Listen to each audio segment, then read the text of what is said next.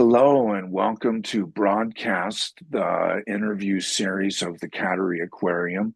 I'm your host, Dan Hutt, and I'm delighted to have with me today an old friend, singer, songwriter, artist, Daniel Christian from his home in Tecumseh, Nebraska. Thank you so much for being with me today, Dan.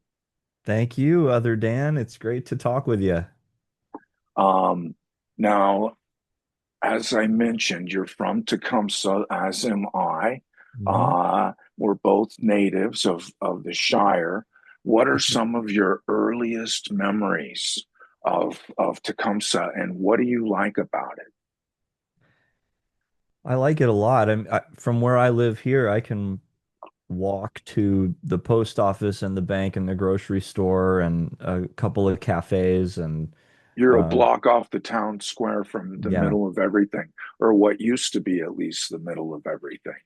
Then Uh, there's still a lot going on. I think there's an effort to keep things happening and in the summertime there are often concerts happening yeah, in the yeah. courthouse lawn. So there's a lot happening, and I love being this close to all of those convenient things. When I was a kid, my early memories are that Tecumseh was this metropolis. We grew up in the country, maybe 12 miles south of town, and so we would come to Tecumseh for a lot of shopping, and that's where the big city was. Yeah. And at that point, uh, Tecumseh was already, at least to the downtown, starting to fade a little bit. Mm. Just 10 years before that, it was still someplace where most people shopped in town.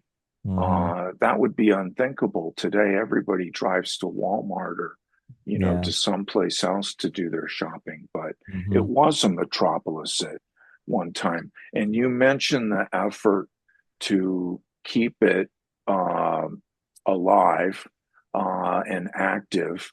And you're part of that, right? You sit on an arts committee of Not some in an sort. official way, no, but I guess I've been invited to sit in more often. Um, but there is a What's the new name of the committee? the Tecumseh Creative District Ah, committee or something like okay, that. okay. And I just wrote kind of a letter of support to the State Arts Council. Um, and it's been established now, and they do have regular meetings. Um, but even outside of that, it seems like there are, business owners uh, and and younger people who have tried to become involved, I think, in activities around here, and it just seems busier around here lately to me. I don't know. Maybe I'm That's great off. to hear. Yeah. That's Yeah, great I'm to excited hear. about it. I hope that things continue to develop. I love seeing, new businesses and places to eat and events. The concerts I mentioned, of course, is something I enjoy a lot. So everybody's got ideas. I hope that they can execute some of those. I mean, as a Tecumseh native, undeniably, the heart and soul of Tecumseh is the courthouse in the town square. Yeah, which That's is got, also being revitalized right now. They're working on the yeah, that's courthouse. right. There's plans to redo the brick streets around the courthouse. So there's a lot happening. Right, right. I mean, not to begrudge the development that's taken place out on the highway, hmm but the guts of Tecumseh are the town square, no doubt about it. Have you ever seriously considered living anyplace else? I know you have for at points in your life, in college, for instance, but Yeah. No, I'm not opposed to living somewhere else, although I love it here. And I'll always be comfortable in my hometown. Um, but I don't think we want to, get too far away from here either because we like to be near our families and um, yeah, and friends. And I even professionally, there are some connections that I would lose were I to travel out of state or something like that. So. Yeah. But I could see us trying to get closer to Lincoln, for instance, or Right. we don't want to go too far though. We love it here. Yeah. Um, what was school like for you growing up?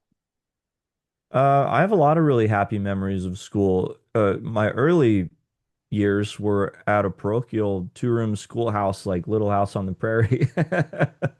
And then I came to public school in sixth grade, and that was a totally different world. But I made a lot of friends, and uh, I mean, I was maybe an average student. I was good in some things and not in other things. Probably ranked somewhere in the middle of the class, maybe a little higher than that. I don't know. Uh, but I was always distracted and trying to be funny and trying to, think of myself as a someone who was going to go and make music someday. And um, really happy memories. But I was not the valedictorian or anything like that, and I certainly wasn't the star athlete. So mostly, I think people would remember me as the kid who played drums. Were you involved in extracurriculars? Yeah, and I did, in junior high or middle school, I did play some basketball and kind of try my hand at baseball before that. But it became pretty clear quickly that, I had kind of a head start on the music stuff. And I mean, I was playing drums pretty young. And so I loved doing the music thing. And I loved, thanks to, well, and of course, Bob Bedell very well, our English and drama teacher at the school. And so I was involved in the speech and theater stuff. And yeah, I was more of an indoor kid. Were you in band, I was in the school band, I was in the choirs, all marching band? yeah, all pretty much every music opportunity. I took advantage of that. Jazz band and I don't know if we had a swing choir or not, but yeah, I did all kinds of stuff like that. Pep band? Absolutely, pep band. That was one of my favorite things because I could play the drum set. Pep band got me through high school. Hmm. I loved pep band.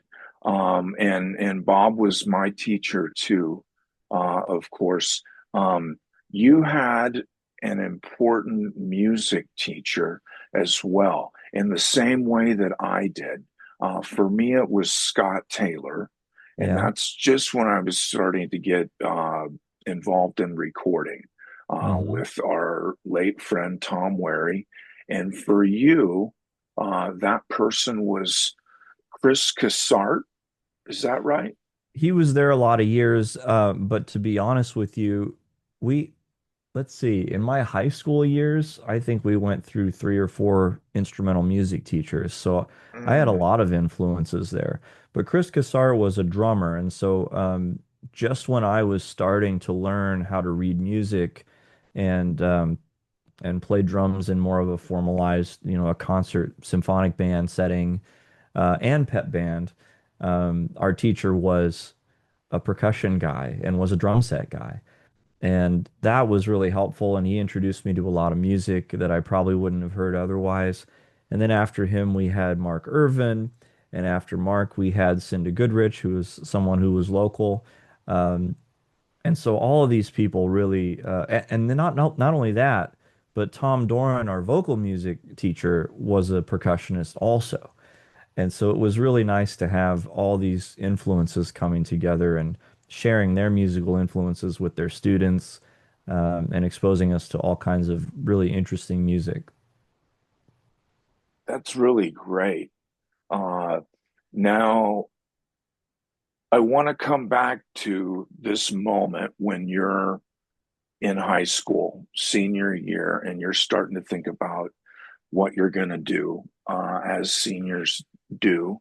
And I want to come back to it in just a little bit. So keep that on the back burner in the back of your mind, Okay. because I don't want us to get very far here without talking about music. That's got to be front burner the whole way. What are your what are your earliest memories of music? For me, it's my brothers putting the headphones on to the Beach Boys and the Beatles. What is it Mhm. for you? Your earliest memories of music? I think some of the standard stuff, like I remember mom singing, the songs kids learn, um, Frere Jacques and Jesus Loves Me and stuff like that. Huh? But really it was, and she was the one with the record collection. She had all the Beatles and CCR and Neil Diamond and the Monkees and all kinds of stuff like that. So I grew up on that music, but also dad played in a band, as you know. And Yeah. so I grew up listening to the May rehearsals and seeing the Mayberry shows. Express. That's right. And then later a band called Fancy Free. That's right. So those bands were hugely influential on me. I remember, they would make these cassette tapes of songs. I guess they'd just record them off the radio or off records or something, and they would listen to them to learn those songs. And we would listen to them a lot. I remember dancing to the Cars, Shake It Up, and there's Yeah. 8 millimeter film of that somewhere. And Yeah. and yeah, and just early memories banging on the drum set, not really knowing what I was doing, but having a great time. Uh, just for the record, I was a fan of Fancy Free. I was a fan of Jeff Reynolds, Yeah, and I would. There was a summer. Gosh, it must have been the summer of '85, maybe when I turned 16 and was able to drive, and I could go to the different venues in southeast Nebraska where they would be playing to somebody's wedding or whatever it might have been. And I will say for the record that I loved that band, and they took a big step forward when your dad joined. Hmm. Thanks. So Thanks for yeah, saying that. Yeah, I yeah, have really that's fond true. memories of it too. Jeff and Karen were in the band who were married. Yeah, and Kevin Misbach played That's bass. right. That's Yeah. right. Uh, how old were you? So music was there from the very beginning for you.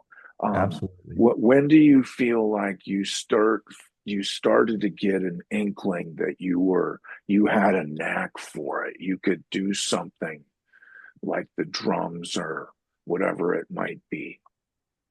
When I was 8 or 9 years old, Fancy Free let me come on stage and play Wipeout with them at a couple of gigs. Wow. And I, of course, got a lot of positive reinforcement for that from the people around us, the community, people in church who called me drummer boy. It was just it was an auspicious debut. And then by the time I got to public school in my junior high years, I I guess I was one of the only people who had experience playing on a drum set, and that became an identity for me, and it was really fun. And I remember too, there were throughout high school and college especially, you encounter other musicians who do it at another level, and it sort of threatens your identity. At least it did for me. Like I'm supposed to be the drummer guy, but it didn't take long to pick up tips and tricks from the people who were better than me, because that's what I wanted to do. I was excited to learn from people who knew things I didn't know. And there's still a lot of people who know things I don't know because I don't know very much. Yeah. Uh, Drums you did instinctively without training for the Dad really showed me right. the basics. This Yeah, is what yeah. this is what a snare drum is, and this is how Yeah, you yeah. hold your hands. And Yeah, uh, yeah. but it wasn't until yeah, it wasn't until school. Man, I don't even remember having a lot of formal training on the drum set. It was mostly Yeah. other percussion stuff. Yeah, yeah. Uh and what other formal training do you have? Piano. I You took some took piano lessons. okay. Um, What I age? I'm trying to remember. I'm probably like fourth or fifth grade, and then it continued for a few years. But a very diligent practicer, and so even when I left lessons, I didn't really quit playing piano. By then, I could kind of understand how chords worked, and you could go on the internet and print out songs you liked and see the guitar chords or the tablature, and I could figure out how to play some of those songs on the piano. And so that's what I did a lot of late nights, just sitting at the piano, banging out these songs I liked. But that was after taking the lessons. So I guess I kind of had a foundation, and then just tried to do my best after that. Where did you go for lessons? The first person to teach me piano lessons was Kathy Porth, who was the wife of our pastor at Okay. that time. And then when we moved to town, to Tecumseh, I started taking piano lessons from Tom Wary's wife, Deb. Okay. So, so that house was influential for you and for me. I think I got a lot of musical education there. Uh, you must be referring to the house on Third Street, though. That's right. Were they not there Um, when you were a kid? uh, they only moved in there upon getting married. Oh, okay. Before that, Tom was in the house just off of Fifth Street towards the school. Mm-hmm. I think maybe I don't know who lived there Yeah. uh, later, but that's where he lived. The Wary house was. So that's Cool. the house that I was in. But regardless, Yeah. um, and do you have training on guitar or are you self-taught?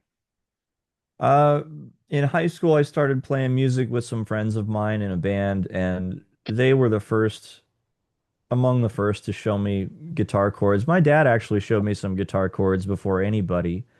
And then these friends of mine who played guitar showed me some chords. And by then I was trying to write songs. But it really wasn't until college that I played guitar more because I mean, in a dorm room, I couldn't have a drum set, certainly. And I didn't have a piano in there.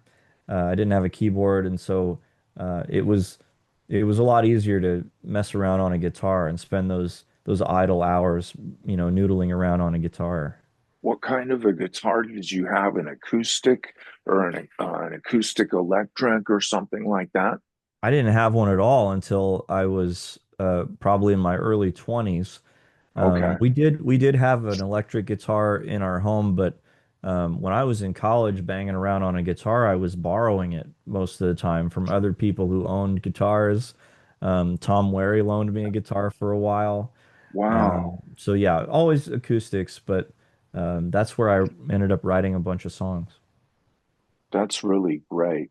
Uh, now, speaking of, you mentioned playing with other friends in Tecumseh.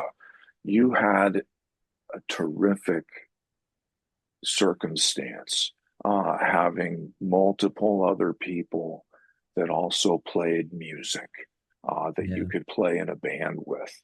Uh, that's a rare thing in a small town. I didn't have that. It was just me and Eric Bartles.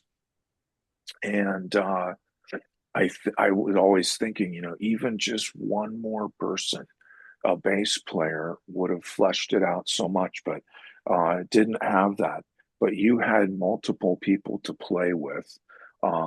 It's been done before in Tecumseh, just down the street from you. You know the church on the corner of 6th and Broadway. It used to be a church, now it's a Yeah. house. And I think Tim Morsey and a bunch of guys played rock music in there back in the uh, 60s into the 70s. Uh, Jeff Reynolds had a band when he was in Tecumseh. Uh, I never did. The Horn Brothers never did. So it's a rare treat that you had that at your disposal. Um, Yeah. Now, I mean, that had to be everything for you. It really was. And we started out, I think we were all friends first, and then a couple of the guys took guitar lessons, and Your nephew Bob learned how to play the bass, and pretty soon we were all jamming in my garage. And then Freddie's parents let us use this shed in his backyard, and that became not only our hangout, but sort of a local teen hangout in some ways. We set up video games in there, and there was a pool table or ping pong table. We had a refrigerator. We had all one could ask for at that age. So we'd spent a lot of hours in there playing music mostly. What a great memory. Hmm. That's really great. Now, another great fortune that you have enjoyed is excellent support from your folks over the years. Uh, I happen to know that they have gone over the years to many seedy houses of ill repute where you were performing to support their son. No, in all seriousness, I know from playing music with you, they were always at most of our gigs. They at inconvenient times and days of the week, they would still be there. What tremendous support. Yeah, it was really nice. And they still do. They still come out to a lot of the gigs. And they're both in retirement now, so they spend a lot of their time chasing me around. That's awesome. Now, Yeah, it's wonderful. I had great support too, from my mother, especially uh, when I was doing music. But I remember, I think I'm going to take us back to that high school moment that I mentioned just in a minute. But when I was at that moment, I think I was vocal about, uh, I'm going to be a rock star. I didn't say it like that, but I said, I'm going to play rock music for a living. And they didn't discourage me, but there was always a very uh, practical tone about it. You know, uh, you you must have a day job. You must have dental insurance. Right. Uh, and that dampened my enthusiasm. Uh, uh, but were your parents like that with you? I didn't really step away from my traditional job until I was in my 20s, mid 20s or something like that, late 20s. And at that time, we definitely had some conversations about how to make it work, but I don't remember feeling discouraged.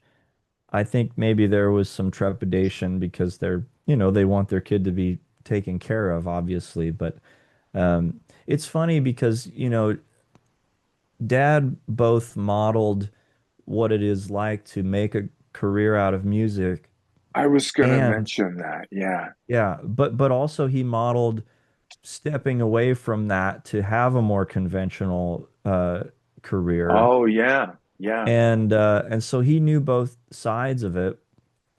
And I think he didn't want me to fall victim to some of the some of the things that happen in rock bands where, relationships can sour. And Yeah. who you mentioned, some of the seedy places you get to play early on, especially. And I Yeah. think there was some concern about that. But when it was clear that I wanted to pursue it, we sat down at the table and had some conversations about how to make it real.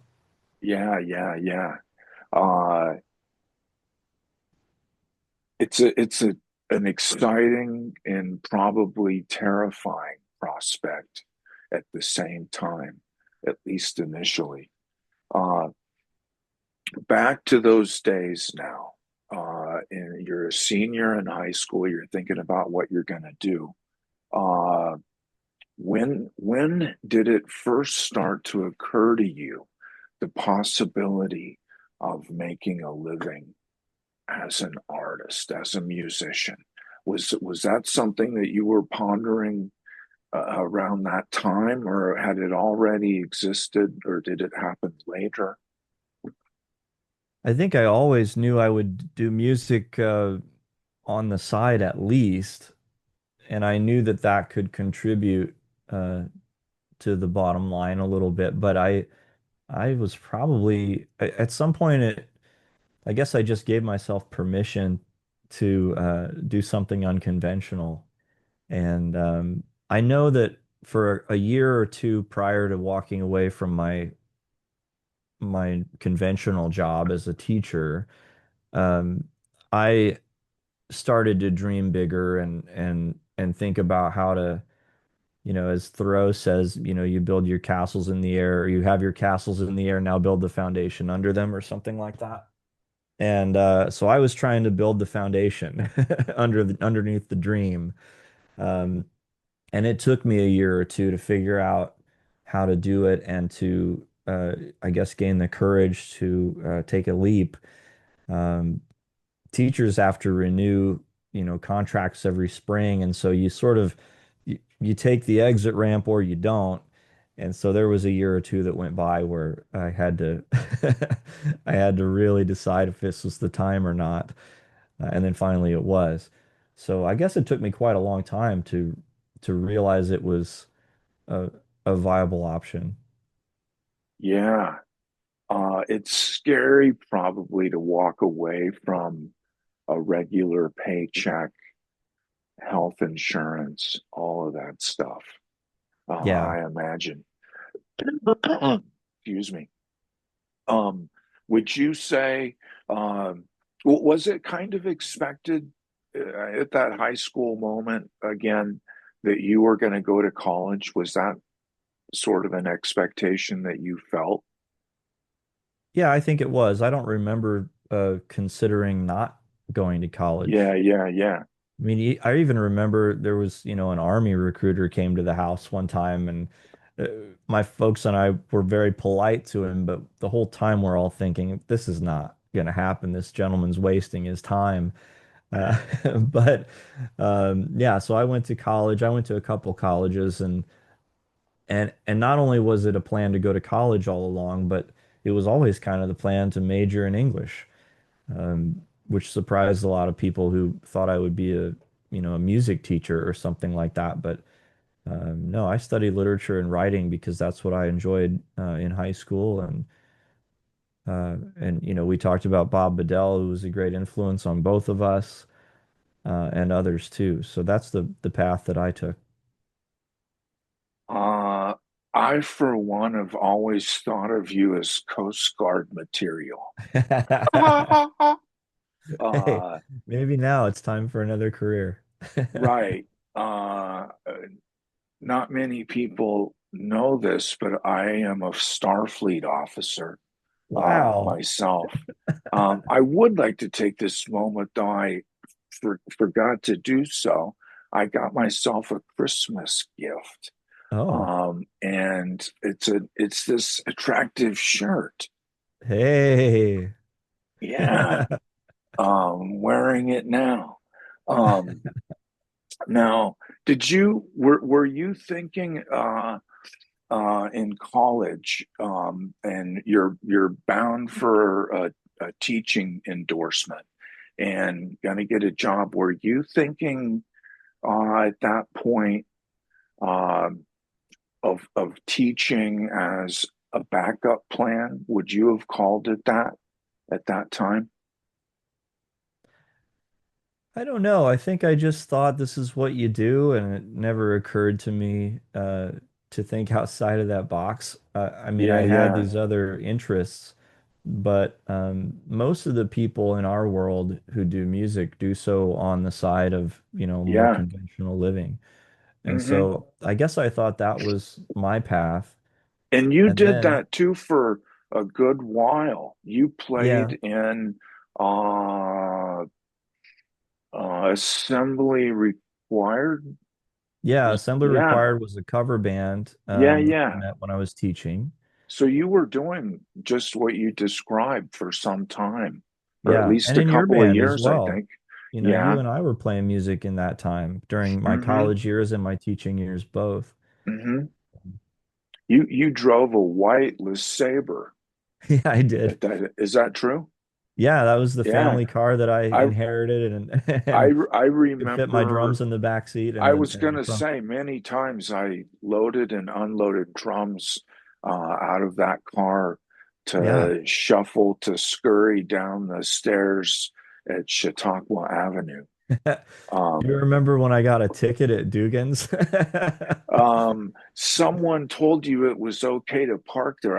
I'm not sure who it was, but that person should have known better. They should have paid for the ticket. Yes, they should have. Yeah.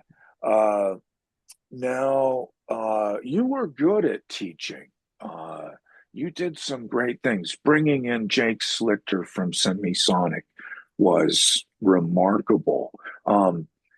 Even though it was you saw it as something that you do, were there things about it that you enjoyed? Do you have any fond memories? I love teaching. Yeah, it made it harder to leave. I love the students and the Yeah, faculty, the staff. I love the people and I loved the act of teaching. It's just sort of all the other stuff I didn't love that much. yeah, As yeah. you know, there's teaching when you imagine yourself as a teacher, you put yourself in the Mm, classroom with your students and you don't think about all the other things. And so it was all the other things that I didn't much care for. It was the extra responsibilities and the meetings and all of that stuff, trainings. I just wanted to be in the classroom. Even in college, I was pretty impatient. I kind of felt like, let me out of here and let me get started. yeah. I think I'd be a lot better at teaching now. I was pretty young and green, but I think you know, it was a great job. I learned a lot of things and met a lot of wonderful people. So yeah, I have really happy memories of it. Uh, is it inconceivable that you could do it again one day? I'm not opposed to it. I think I'd have to get recertified, which at this point seems like a, a series of hoops to jump through, which discourages that path a little bit. Yeah, But I don't know yeah, if it was incentivized somehow for former teachers to become recertified. I'd probably give it a look because I really did enjoy it. yeah. That's awesome. Uh, what do you think would have happened if instead of going to Northwest Missouri State, right? Hmm. A fine school. I considered going there for grad school myself. Hmm. But what do you think would have happened uh, if instead of going there at 18, I think you would be, uh, you tried to do what you're doing now, making a living as a musician? What would have happened? Well, I don't know. I think about how uh, even now some of my earliest material is, you know, locked away in the archives because I don't want anybody to have it. So I'm probably fortunate that some of those early attempts were not like nowadays they'd be all over the internet.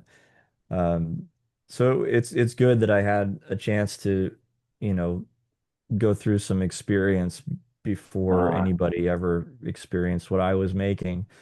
Now Um, you're primarily a guitarist. Were you a sufficiently uh, good guitarist at that point to be able to do what you're doing now at I'm 18? still not a good guitarist. It's just that I like to be at the front of the stage, and and for whatever reason, I started writing a lot of songs on guitar, uh, you know, in those early years. So most of the songs people want to hear me play are guitar songs. Um, I mean, I still love playing piano, and it, if I'm ambitious enough, I'll take both of them to a gig and use both. But um, I don't play drums a whole lot anymore, but It's still where I'm most comfortable. I still feel like a hack on piano and guitar. Do you miss it? Uh, yeah, I miss playing drums. I don't miss hauling them around. Yeah, yeah. But Right, it's a right. blast to just sit down and play. Someday it'd be nice to live in a place where I could just have a drum set, just always ready to play. And as I see you have one ready to go behind you, so that'd be a good idea for me someday. Yeah, yeah. Absolutely. It's obligatory for me to have an electronic set in a apartment situation. Right. But it's very handy. Um, well, you mentioned around that time, uh, I guess that would be around 25 years ago, Hmm. roughly. Um, we started collaborating together. I think Mhm. at that time it was already called Near South Davenport. Um, Everybody in the band had left but me for different reasons. Uh, and I don't think that my body odor had very much to do with it. uh, and no, Noah had come on board at the end of that group, and we played a few gigs. And then when Scott departed finally, as did Mike and Melissa, Noah and I uh, started to think about how to perpetuate this. He had just learned a boatload of songs Hmm. uh, and was interested in continuing to play. And I think it had to have been through him that you came on board. Yeah. Yeah, I Okay. remember him calling me and inviting me to jam with you guys. And I was delighted because I was already a fan of the songs you were writing, and I had seen the band Mm. perform. And so the opportunity to play those songs sounded fantastic to me. Um, I did get to play at least one gig with the Davenports, with Mike and Melissa and everybody Oh, um, at Knickerbocker's. oh, yeah. But then you're right, like everybody kind of did their own thing, and we became a smaller band, and for a long Uh, time just a trio. yeah. Yeah, that's right. Yeah. Um, and we got really tight as a trio, you and Noah and I. I would say vocally and instrumentally, like I think we played the same 7 or 8 songs for a while at a bunch of different shows to really try to get them down. And we did. It was maybe kind of boring, but it worked, I No, guess I that loved it. way. I love those Um, songs. I still love those songs. um, we are recording them little by little, and it's a pleasure to make them real things instead of just esoteric ideas. I guess they've existed on live recordings, but it's nice to get them down proper Yeah. uh, that way. Um, Certainly true with me, you, and Noah, um, but also with the larger group too. Uh, Humor has always been a big uh, component of everything, and we love to laugh. Is that true of your current group as well, or other groups that you've been a part of? In your experience, is humor pretty important? Yeah, for sure. And again, it's for me, it's more about the hang, than the Yeah, musicianship sometimes, although I'm very fortunate to play with talented musicians. But, if it's between a decent player who's a good person and fun versus an amazing player who's stilted and odd and Yeah, uncomfortable and awkward, yeah. that's an easy call. Same Um, here. yeah. Uh, what's some of the funniest things that have ever happened at one of your gigs or in other musical contexts too? Hmm. I mean, there are so many, of course. With your band, I remember traveling to Kansas to play in a club there in Manhattan. Hmm. And I don't know if we expected there to be another band that night or something, Yes, but we did, and we they ended up didn't playing the show. whole, yeah. And as you said before, we had whatever, 7 or 8 songs. And the club owner was like, well, just play them again, I guess. Yeah, But it was a fantastic crowd. I really enjoyed that show. yeah, we played really well too, Yeah. and it.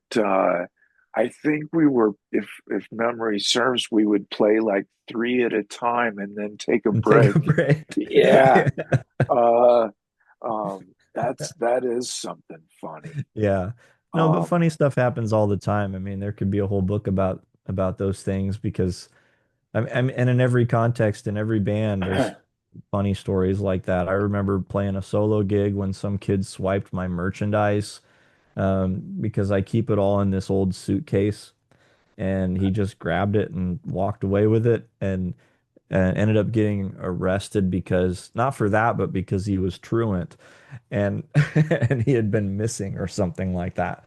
So yeah, I got all the merch back, but I was in the middle of a song and just thinking, maybe he'll have more luck selling them than I am having. Uh, yeah, and then in recording, geez, one of the funniest things, one of the hardest times I've ever laughed is that I can't believe I'm telling you this.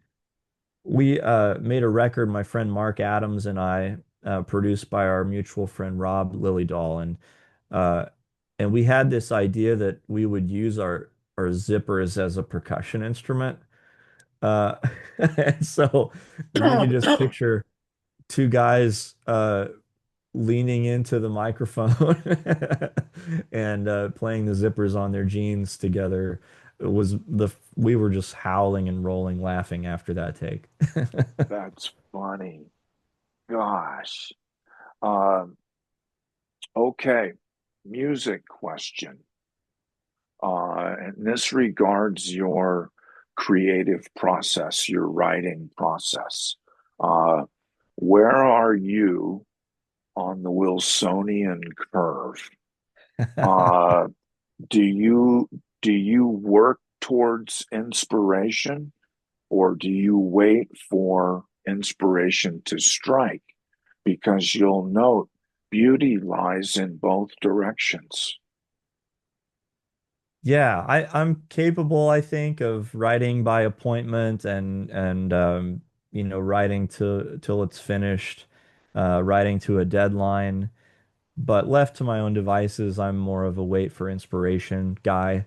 Um, and really, it's a little bit of both because if I decide I'm going to make a record, for instance, it's almost like you can turn the faucet on and just spend a period of time cranking out song after song after song, and then you almost turn the faucet off and look at what you have and figure out how to package it together, what fits together.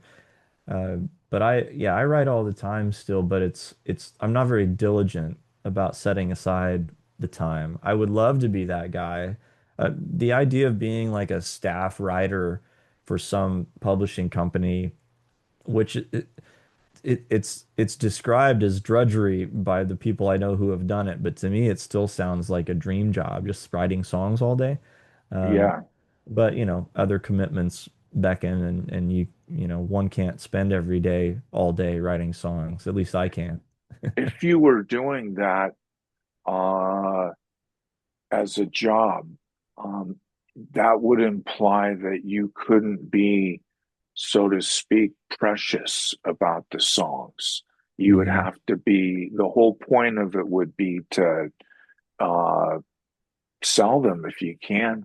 Hmm. I don't, that part of it would be an obstacle for me too, probably. Yeah, Uh, it would curb the creativity a little bit because you're writing by a particular formula for a particular general audience. And so I yeah, can see how they start to seem kind of samey. But I don't know, it'd be fun to do, I think, for a year. yeah, yeah, yeah. Probably makes you better too. I don't know. Oh, I would think so. Um, Another music question. I know that you enjoy performing solo. Uh, Having said that, there's something great about playing and hearing your songs played by a full band. Yeah. Uh, you're fortunate to have a steady lineup of people in your band. Uh, and that seems kind of like a rare thing. It's hard to do. Uh, how do you go about that? Well, the first thing is we don't play a ton as a band, so it's not a very Yeah, demanding yeah, position.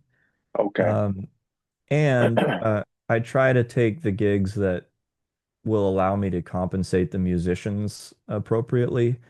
Whereas when we were gigging together and playing those clubs and stuff, it's a lot of inconvenient hours and you're playing for a cut of the door money or something. And yeah, I don't do a whole lot of that anymore, at least not with the band, only because I feel um, I don't know, like a jerk asking them to yeah, give of their time and abilities for no compensation.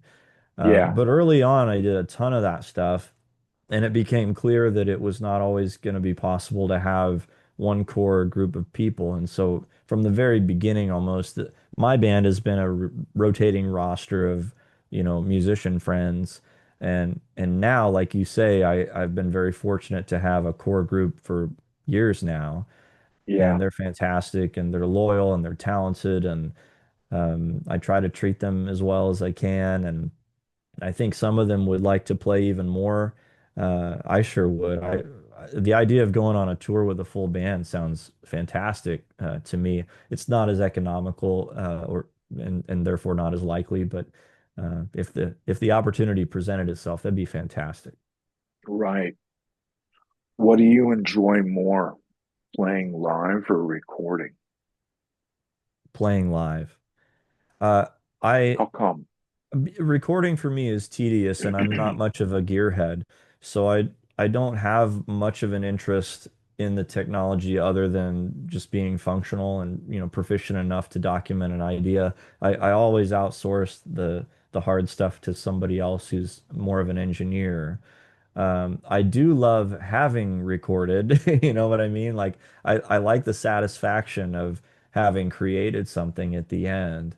But I get impatient to be finished, and as you know, recording can require a lot of hours, uh, Mm, and and depending how you do it, it can be pretty solitary, which normally I'm okay with solitude, but making music as a band is social and it's fun and it's unpredictable and spontaneous, and I love that, and I love the audience feedback, which is immediate.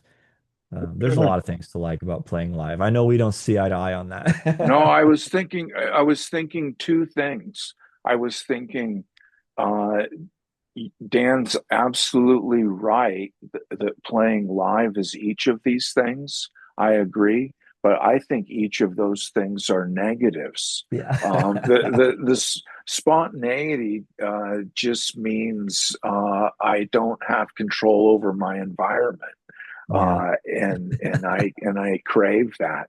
But I see where you're coming from. I mentioned earlier, an aspect of being a working artist, uh, being both exhilarating, uh, but for me, it would be high pressure. If I thought that I was doing it, if I had to do it to pay the bills, I think I would shrivel up and not do anything. I would feel too much pressure to create. I have to have a certain mindset to be creative, I think. Mm. Uh, and I can't feel pressure, I guess is what it comes down to. Do you feel any of that? Have you ever thought about it like that?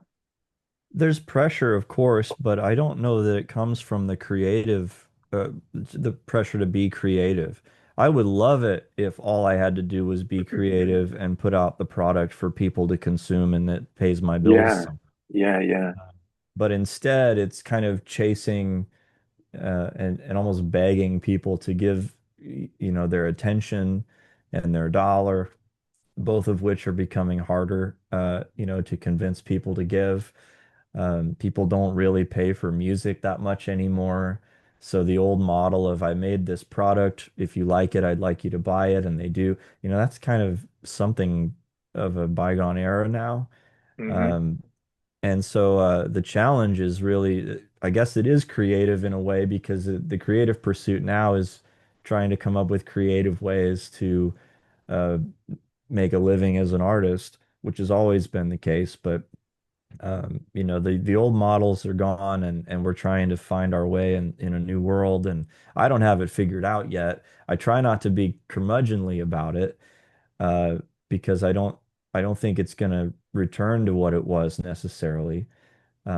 So I'm really interested in to go back to pressure. That's to me, that's where the pressure is.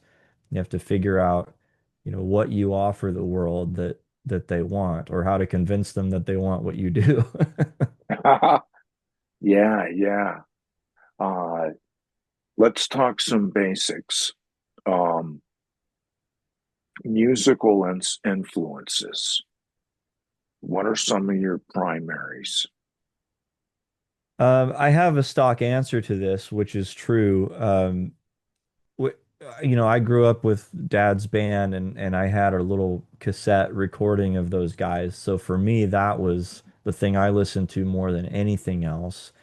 And it's still a top desert island pick. It's not a proper album, I suppose, but I was super influenced by those guys making music in our home, learning the hits of, the top 40 hits of the 80s of our day, and then, the oldies too, um, country and rock and just all kinds of styles. Polkas even, they did all kinds of things. They did bluegrass. Yeah. So that's hugely influential. I'm also a product of my time a little bit. As much as I sometimes talk about how much I love the Beatles or the Beach Boys, which a lot of that comes from your influence, the Zombies, the Left Bank, stuff like that. And I Yeah. love all of that stuff.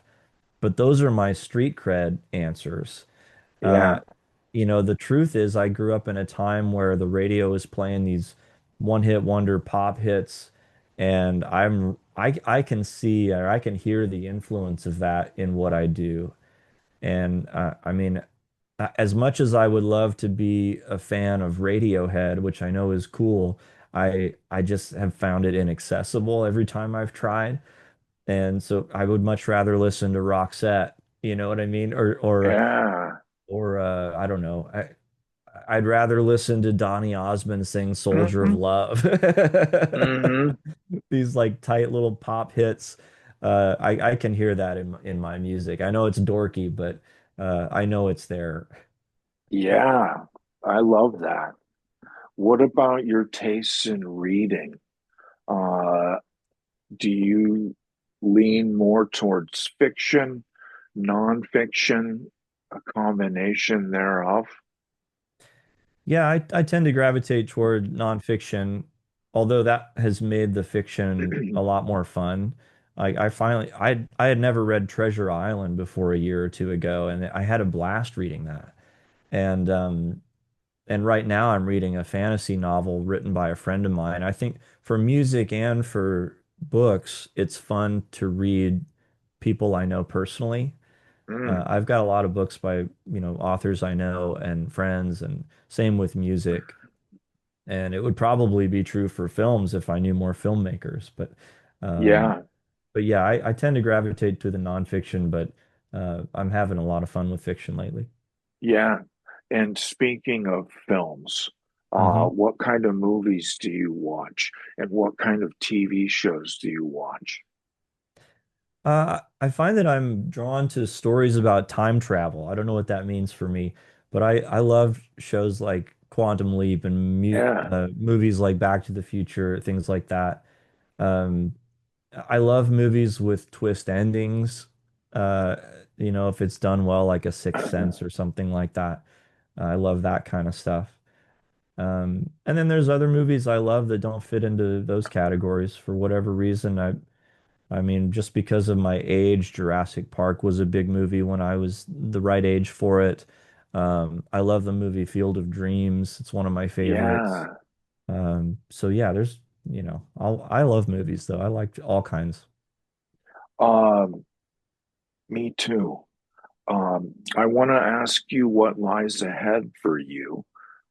You and I exchanged some text messages a while back, and we both said we always have to have something going as an artist. Uh, Always have to be working on something, or you said in your case, looking forward to a gig coming up or Yeah. whatnot. Uh, it's like we're fish in some ways. We have to be in motion, right? Hmm. Um, what are you working on? What lies ahead for you? It's an interesting time to ask that. As we record this, we're nearly to the end of a year, and that traditionally is uh, We haven't been doing this interview for a year. It may boy, it seem, feels like it. yeah, it may seem like it. Ha ha ha. Um, um, Pardon me, I interrupted. No, it's okay. Uh, it's the time of year when I'm usually looking forward to it's when you plan out the next year. And so the calendar for next year looks awfully blank right now, and that's upsetting and unsettling. Um, so I do get a little sad if there's not a fun project on the horizon that I'm looking forward to. But I will say I'm having a lot of fun with Patreon, where folks can subscribe for exclusive content, and I show them early song ideas and stuff from the archives and tell stories that I don't tell anywhere else. And it's been fun to share those things with people who seem to be interested in it. I do a little podcast over there. You were kind enough to do an episode years ago. Oh yeah, yeah. So I love that kind of stuff. I really enjoy it. I'm sure that there will be a big show coming up that I'm psyched about. But in general, I'm just looking forward to another year of paying the bills, writing and singing these songs, and um, potentially meeting some new fans and converting a new fan every now and then, I hope.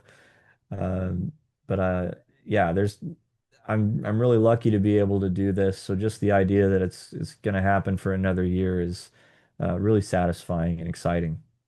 That's terrific. Well said. Last question. You live by trains. I live by sirens. Hmm. Could we sleep at all without them at this point? I could, but I did write in a song one time that and it's a true story about when I moved to Tecumseh and started hearing the trains and the siren here in town, the tornado siren. Oh yeah. Um, that was a new experience, and it kept me awake at first, and now I sort of miss it when I'm not here. And it's because a friend of mine told me you have to start training yourself to think of it as it's a sign of home, and you have to train yourself to be comforted by these things as opposed to being annoyed by these things. And after a lot of years of living here, it's kind of like that. I sort of even when I'm somewhere else, if I'm in a hotel far, far away and I hear a train go by, it reminds me of home. You've trained yourself. Trained. Trained. Yeah. Um, that's great. I think I don't hear sirens at all anymore. I don't think Yeah, I you get even used to hear it. it. Yeah. Mhm. Uh, Dan, it's been a real pleasure to speak with you. It's been an honor. I appreciate your time. It's my honor, Dan. As you know, you're one of my favorite songwriters, and you've been a big influence, and you've been very generous to me. Oh, And I thank know you. you've talked to a lot of people way more famous and impressive than I, so thank you for the opportunity to chat. It's been my pleasure. Happy holidays. You too, brother. Okay. Bye bye. Bye. Negative get you nowhere. Negative get you nowhere.